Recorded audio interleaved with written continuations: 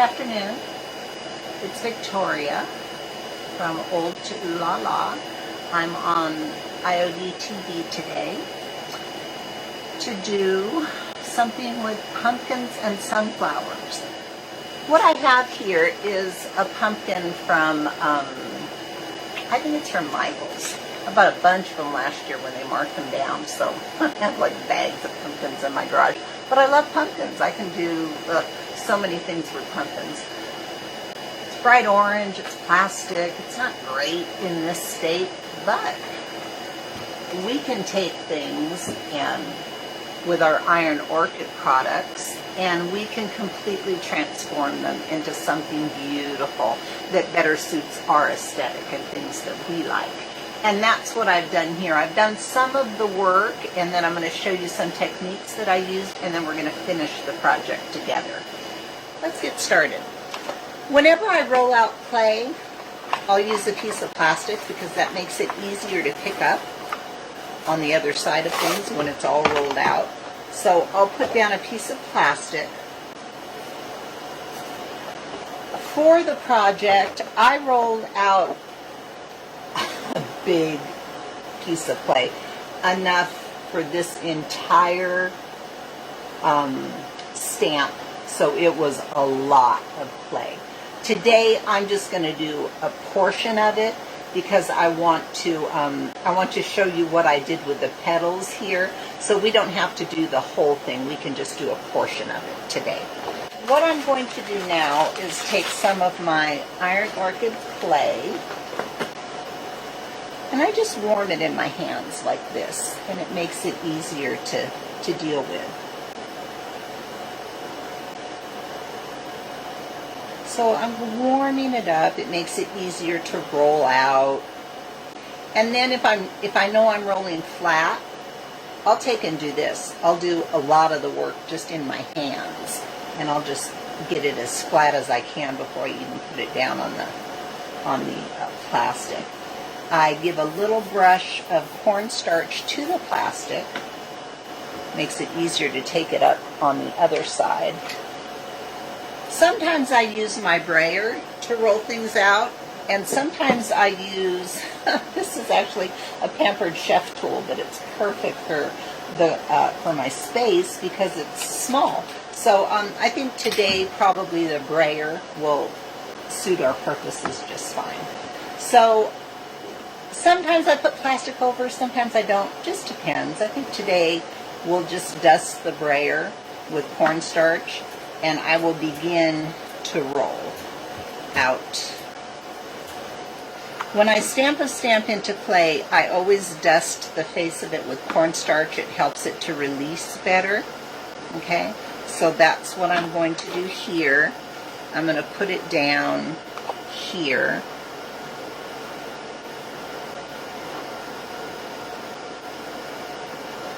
And then I just press into it.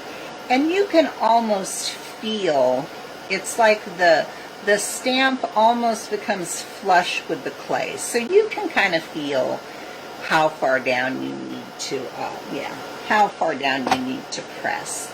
Okay, here we go. All right, so you can see I've got a really nice impression from the sunflower. Now, what I did next was I took one of the workhorses, which is Kindest Regards. Man, can you use this for everything? And I do. And I thought, I'm going to put some of this Kindest Regards on these petals to kind of give it some interest. So that's exactly what I did. I took cornstarch. I figured out what letters I wanted. I kind of matched it up. And I just, again, dusted so it releases nice. So I dusted. I just turned it over, and I stamped each petal kind of individually. I didn't go like this and stamp it all because I wanted the words to kind of come off that way. So I kind of matched it up, and you can kind of see through it a little bit. And I just stamped inside the petals. just right inside the petals. And you can lift it up and see, yes, it's just cool. It just turned out really cool, you guys. So here's one word that will fit beautifully right inside this petal, just to give it some interest, you know? So now that I've stamped into my petals, you can see, very cool. At that point, I took my razor blade and I trimmed all the way around. I trimmed all the way around these. Let's see one of the petals in. All the way around, just like this. I trimmed all the way around these petals, like this.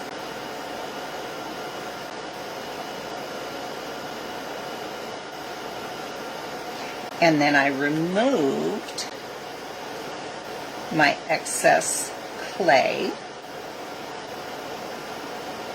And I have a perfectly stamped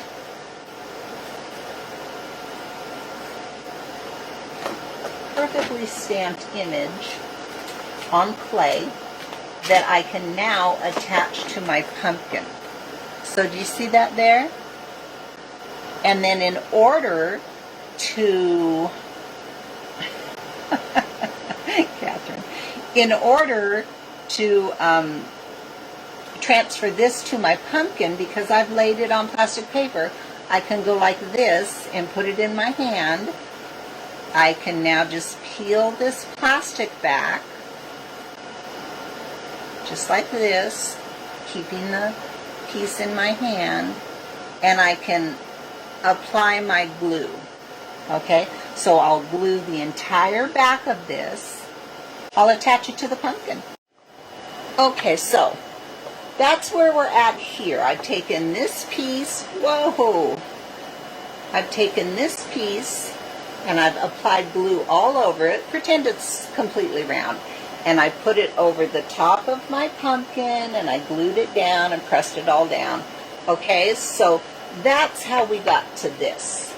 Charlotte says, since the pumpkin is so big, did you have to do the flower in sections? No, girl, I just rolled out this entire, I guess you could do it in sections, but I didn't. I rolled out that entire, it's almost 12 by 12. I rolled out clay, like a big circle of clay, and I stamped into it, and then I did my kindest regards, and I turned it over in my hand, and I just glued it down. I just went for it. I had the vision in my head, and I thought, I'm going to make this work. And so far, it is working. Monique, I love cracks too, but I'm going to do a little something here that I would not normally do because I love cracks. I embrace the cracks, love it. But I've had people ask me, sometimes you get a crack that's just, it's too much. So what I'm going to do is I'm going to do a little thing and I'm going to show you how I would fill in those cracks.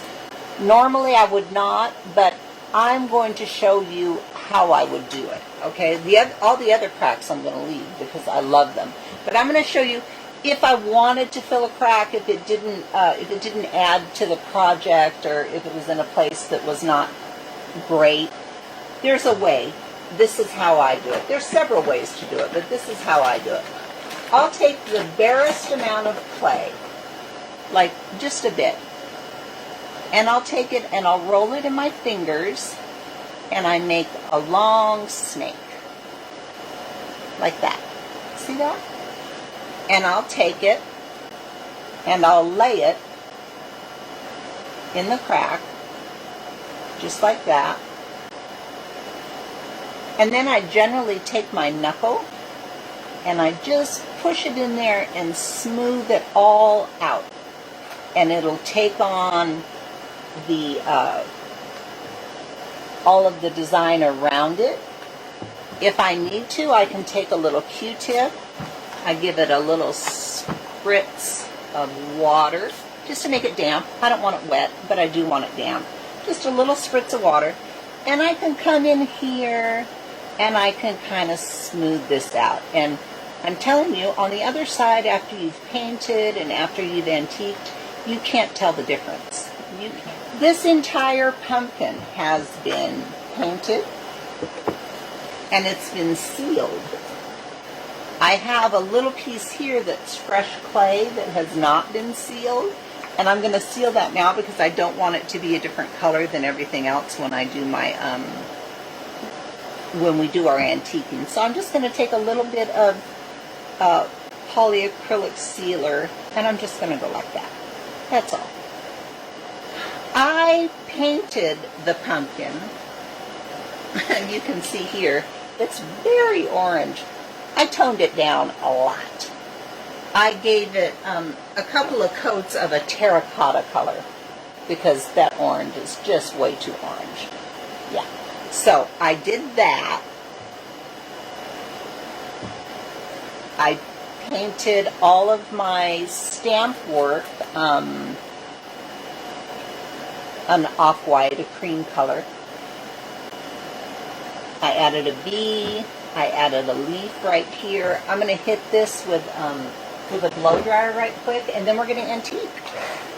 The most important thing to remember if you're using antiquing gel is that you must seal first, or else you're just painting everything brown and you won't be happy, okay?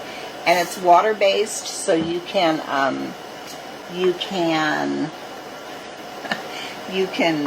water it down and make it thinner if you want. Here's how I antique every time. I take a paper towel, I spritz it to make it damp, not sopping wet, just damp. So now that's damp. You can see I practiced back here a little bit because I wanted to make sure that I was getting the look that I wanted, and I was. So now we're just going to continue that, okay? And we'll do that together. So here's how I antique. It's really not rocket science. As long as you know that your piece is sealed, you can just antique away. The goal is to make sure that there is no white clay showing through. You don't want any clay showing through. You want this down in every nook and cranny that's available to you. Okay? So there we go. Scary, right? And then I take my towel and I'm going to come back and I'm going to do what I call a pounce. I'm going to pounce. I'll come back again with my towel and I'll go all around my edges and push my edges in. Kind of scrub them out. Because I don't mind if that dark comes down on the pumpkin a bit. It'll look good. Then I come back in. If my towel's gotten a little bit dry, I'll find a clean part of my towel. I'll give it another little spritz. I'll make sure it's flat. And I will go against the grain. And I will wipe back off the top. Boom. There you go. And you can see all your script is popping out. It's really good.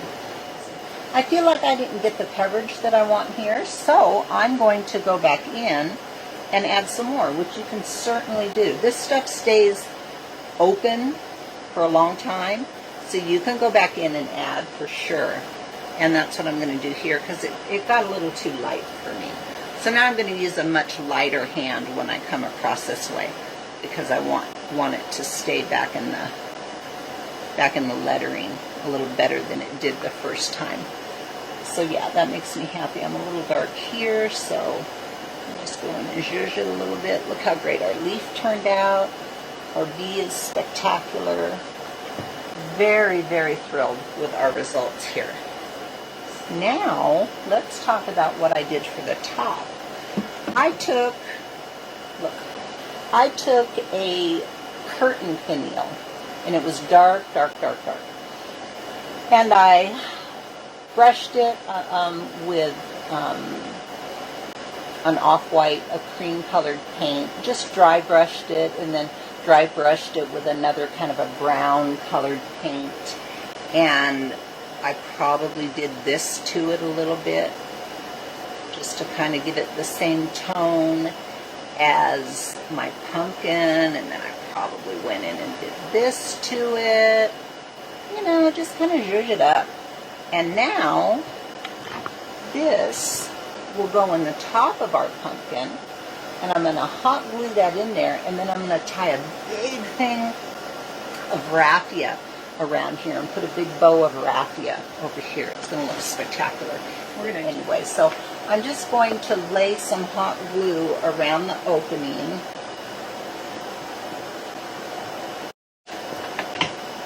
And put that in there real quick before it gets too dry. See, that's so cool. It's like a giant acorn.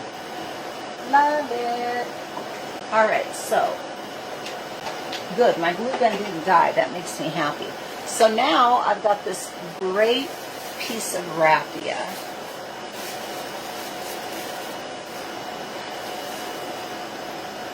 I'm going to tickle about. And I'm going to tie it around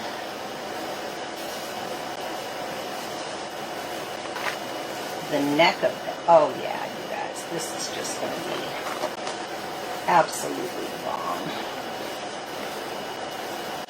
I might have to put a knot in this because it won't stay as tight as I want it, so that's okay. I'm going to put a knot in it.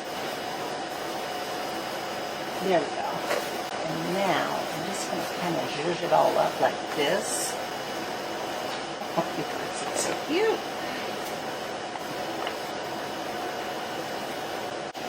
I like gold leaf rub and buff. There's antique gold and there's gold leaf. And I like gold leaf. It's more gold. When I'm doing small areas, I will use a small brush. And I just open it, squeeze some out, put some on my brush.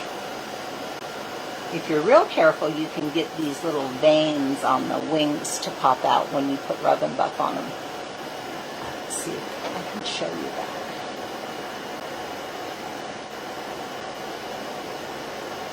Rub and buff dries very quickly. So if you go across, yeah, see the little veins on his wings pop out. It's really good. Can you see that? Really, really good. Yeah, I like that. You know what? The whole bee is going gold, you guys. I'm doing the whole bee. I might even come back and make him dark in some places. I don't know. We shall see. But yeah, see, and that way he kind of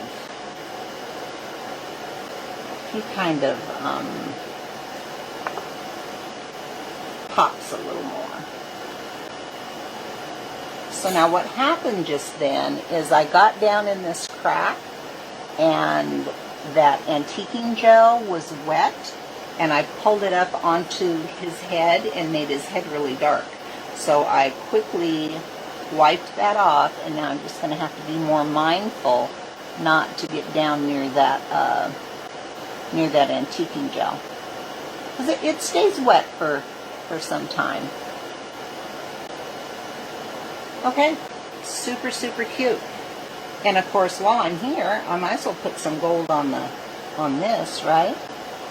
Oh yeah. Oh yeah, looky there. Look at that.